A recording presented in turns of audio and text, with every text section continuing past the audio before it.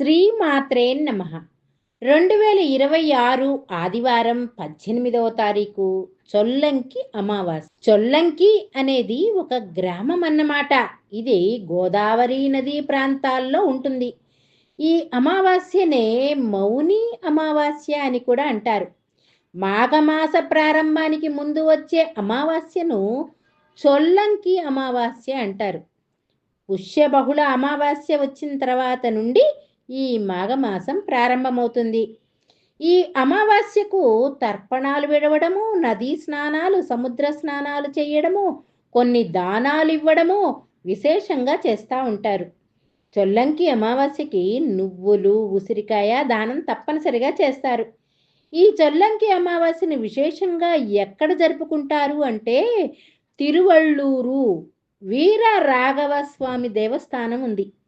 అక్కడ ఈ పూజలు విశేషంగా చేస్తారు. తమిళనాడు బార్డర్లో ఉంటుందన్నమాట. తిరుమల నుండి తిరువళ్ళూరు వెళ్ళొచ్చు. మేము టూరిజం బస్సులో వెళ్ళామండి. చాలామంది భక్తులతో వెళ్ళాము. అక్కడ చాలా దేవాలయాల్ని కూడా సందర్శించాము. అందులో భాగంగా ఈ వైద్య వీర రాఘవ స్వామి వారిని కూడా చూసాం. ఈ తిరువళ్ళూరులో వైద్య వీర రాఘవ స్వామి ఉంటారు. ఆయన తల కింద మందుల సంచిని పెట్టుకొని పడుకున్నట్లుగా కనపడతారు మనకి. వీర రాఘవ స్వామి చాలా విశేషమైనటువంటి ఆయన అనమాట. అక్కడికి వెళ్ళి స్వామి వారిని దర్శిస్తే ఆరోగ్యం చేకూరుతుంది. ఎక్కడా కుదరనటువంటి సమస్యలు అన్నీ ఆ తిరువళ్ళూరుకి వెళ్ళి ఒక్క నిద్ర చేస్తే చాలండి, మన సమస్యలన్నీ తీరిపోతాయి. ఈ తిరువళ్ళూరులో ఒక కోనేరు ఉంటుంది. ఆ కోనేరులో బెల్లము, ఉప్పు సమర్పిస్తారు. చొల్లంకి అమావాస్య రోజున ఈ బెల్లం సమర్పించడం చాలా విశేషం. ఆ నీటిని తాకినా చాలంటారు.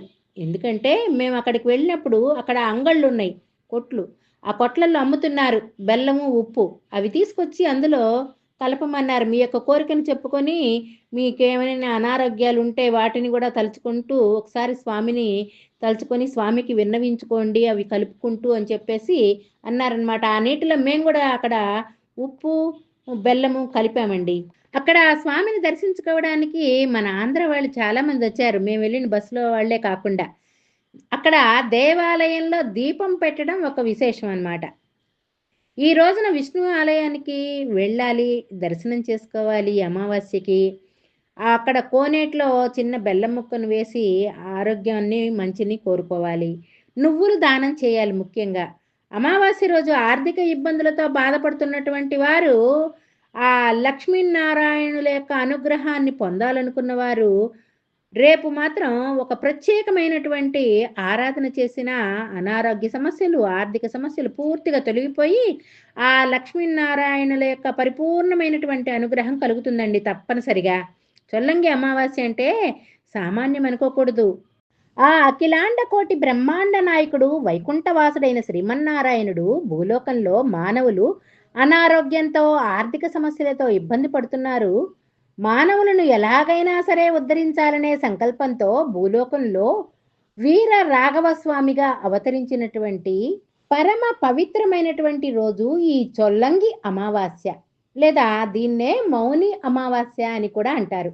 శ్రీమన్నారాయణుడు వీరరాఘవునిగా అవతరిస్తే శ్రీ మహాలక్ష్మీదేవి కనకవల్లిగా అవతరించింది భక్తులను ఉద్ధరించటానికై. కాబట్టి మనం రేపు శ్రీ కనకవల్లి సమేత వీర రాఘవ స్వామిని దర్శించి పూజించి నమస్కరించిన మన ఆర్థిక సమస్యలు, జాతక దోషాలు అన్నీ పోయి స్వామివారి యొక్క అనుగ్రహం మనకు లభిస్తుంది. ఇది పరమ సత్యం. ఈ పూజ ఎలా చేయాలి? ప్రాతకాలంలోనే నిద్ర లేవాలి, ఇల్లు వాకిళ్ళు శుభ్రపరచుకోవాలి, ఇంటి ముందు చక్కగా ముగ్గు పెట్టుకోవాలి, తర్వాత పవిత్ర స్నానం చేయాలి. స్నానం చేసే ముందు నీటిలో కాస్త గోమూత్రం కలుపుకొని తల స్నానం చేయాలి. ఉతికి ఆరవేసిన పవిత్ర వస్త్రాలనే ధరించాలి. నారాయణుడికి పసుపు రంగు అంటే చాలా ఇష్టం కాబట్టి మగవాళ్ళు పసుపు రంగు పంచ, స్త్రీలేమో పసుపు రంగు చీరను ధరించండి, లేదా తెల్లని వస్త్రాలైనా ధరించవచ్చు. మగవారు సాంప్రదాయబద్ధంగా బొట్టు పెట్టుకోండి. స్త్రీలైతే పసుపు కుంకుమలను పెట్టుకోండి. తలలో పూలు ధరించండి. చేతికి నిండుగా గాజులు వేసుకోండి. చక్కగా భగవంతుడిని ఆరాధించండి. తర్వాత దేవుని మందిరంలో ఒక పీటను కానీ, ఒక చాపను కానీ ఏర్పాటు చేసుకొని చక్కగా కూర్చొని పూజ చేయాలి. ఈ పూజను ఉదయం చేస్తే చాలా మంచిది. ఉదయం కుదరని వారు సాయంత్రమైనా చేసుకోవచ్చు. కనకవల్లి సమేత వీర రాఘవ స్వామి వారి పటం ఉన్నా పూజించవచ్చు. లేదు అంటే అనంత పద్మనాభుని, అది కూడా లేకపోతే గోవిందరాజుల స్వామిని అయినా సరే పూజ చేయవచ్చు.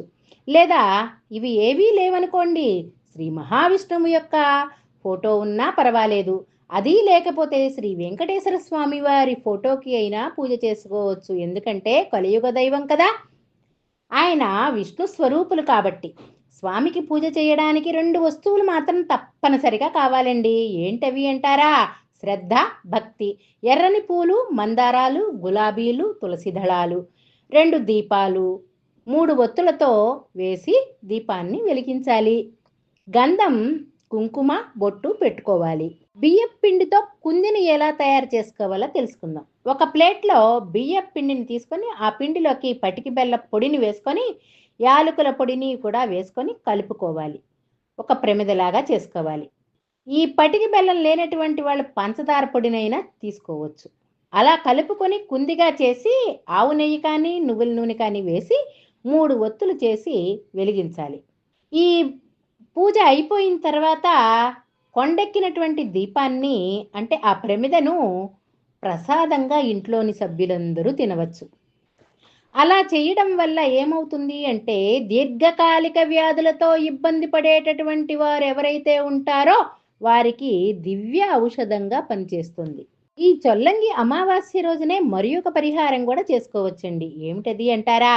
ఒక కడియాన్ని స్వామివారి పాదాల వద్ద పెట్టి పూజ చేసి ఆ తర్వాత దాన్ని ధరించినట్లయితే అనారోగ్యాలు పోయి ఆరోగ్యం చేకూరుతుంది. వెండి కడియం అయితే చాలా మంచిది. వెండి లేదా రాగి ధరించవచ్చు.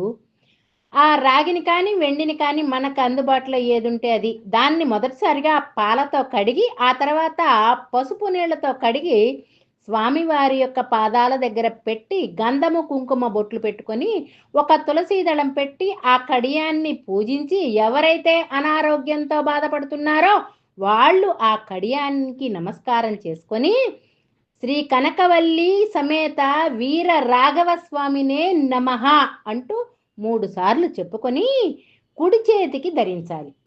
ఈ కడియాన్ని 3 రోజులు ధరించి ఆ తరువాత బీరువాలో పెట్టుకోండి. తిరువళ్ళూరు వెళ్ళినప్పుడు మీరు ధరించిన బీరువాలో పెట్టినటువంటి కడియం ఏదైతే ఉంటుందో ఆ కడియాన్ని స్వామివారి హుండీలో వేయండి. తిరువళ్ళూరు వెళ్ళలేకపోతే తిరుపతి హుండీలో అయినా వేసుకోవచ్చు స్వామి దర్శనానికి వెళ్ళినప్పుడు. లేదంటే విష్ణుమూర్తి దేవాలయానికి వెళ్ళినప్పుడు హుండీలో వేయవచ్చు. ఎందుకు తిరువళ్ళూరు వెళ్ళాలి అని మన పెద్దలు చెప్పారంటే ఆ క్షేత్రానికి రోగ నిరోధక శక్తి ఉందట. అక్కడికి వెళ్ళి పుష్కరిణిలో స్నానం చేసి స్వామివారిని దర్శించుకుంటే అనారోగ్య సమస్యలు ఇట్టే మటుమాయమైపోతాయట అని మన పెద్దల నమ్మకం. ఈ వంకతో అయినా ఈ క్షేత్రానికి వెళ్ళి స్వామిని దర్శిస్తామనే ఉద్దేశంతో, సదుద్దేశంతో ఋషులు మనకు చెప్పి ఉన్నారు. ఎక్కడైనా భగవంతుడే కదా. భాగవతంలో ప్రహ్లాదుడు చెప్తాడు హిరణ్యకశిపునితో, ఇందుగలడందులేడని సందేహంబు వలదు, చక్రి సర్వోపగతుండు ఎందెందు వెతకి జూచిన అందందే గల్లడు దానవాగ్రణి వింటే. మేము తిరువనంతపూర్ వెళ్ళాలా ఈ పూజకు అని అనుకుంటున్నారా? అది అవసరమే లేదండి. మన ఇంట్లో కూడా మనం పూజ చేసుకోవచ్చు. ఎలాగంటారా? మనసా వాచా కర్మణ ఆ భగవంతుణ్ణి 2 చేతులు జోడించి నమస్కారం చేద్దాం. స్వామివారికి 2 అరటి పండ్లు, 1 బెల్లం ముక్క, పాలుంటే కాసన్ని పాయసం చేసి పెట్టేద్దాం. స్వామికి అంతకన్నా ఏం కావాలండి? స్వామికి మనం చెప్పుకునే కోరికలే ఎక్కువ కదా. అనారోగ్యము, ఆర్థిక ఇబ్బందులు తొలగిపోయి నీవు సర్వకాల సర్వావస్థలలో కూడా మాకు మా కుటుంబానికి రక్షణగా ఉండమని ఆ దైవాన్ని కోరుకుందాం. ఇవేమీ చేయడానికి మాకంత సమయం లేదండి అంటారా? 2 తులసి దళాలు, 2 పువ్వులను తీసుకొని వెళ్ళి స్వామికి పెట్టి శ్రీ కనకవల్లి సమేత వీర రాఘవే నమః అంటూ నమస్కారం చేయండి. తప్పకుండా స్వామివారి అనుగ్రహం కలుగుతుంది. ఈ స్వామి పూజ చేసిన రోజున మద్య మాంసాలకు దూరంగా ఉండండి. తప్పకుండా బ్రహ్మచర్యాన్ని పాటించాలి. సాత్విక ఆహారాన్ని మాత్రమే తీసుకోవాలి. పూజ అయ్యేంత వరకు కూడా ఉపవాసం ఉండాలి. పూజ అయిన తర్వాతన సాత్విక ఆహారాన్ని మాత్రమే తీసుకోవాలి. ఈ పూజ ఎవరెవరు చేయొచ్చు, ఎవరెవరు చేయకుండా ఉండొచ్చు అనే విషయానికి వస్తే ఏ కులం వారైనా, ఏ మతం వారైనా చేసుకోవచ్చు. కానీ రజస్వల దోషం ఉన్నటువంటి స్త్రీలు మాత్రం చెయ్యకూడదు. సూదకం, ఏటి సూదకంలో ఉన్నటువంటి వారు ఈ పూజ చెయ్యరాదు. ముఖ్యంగా రేపు అమావాస్య రోజున క్షవరం కానీ, గడ్డం కానీ చేయించుకోరాదు. గోళ్లు తీయరాదు. మద్య మాంసాల జోలికి వెళ్ళకూడదు. దగ్గరలోని ఏదైనా విష్ణు ఆలయానికి వెళ్ళి శ్రీ కనకవల్లి సమేత వీర రాఘవ స్వామి వారిని మనసా వాచా కర్మణా ధ్యానించి పూజించి మీ యొక్క అభీష్టాలను నెరవేర్చుకోండి. శుభం భూయాత్. Please like, share and subscribe.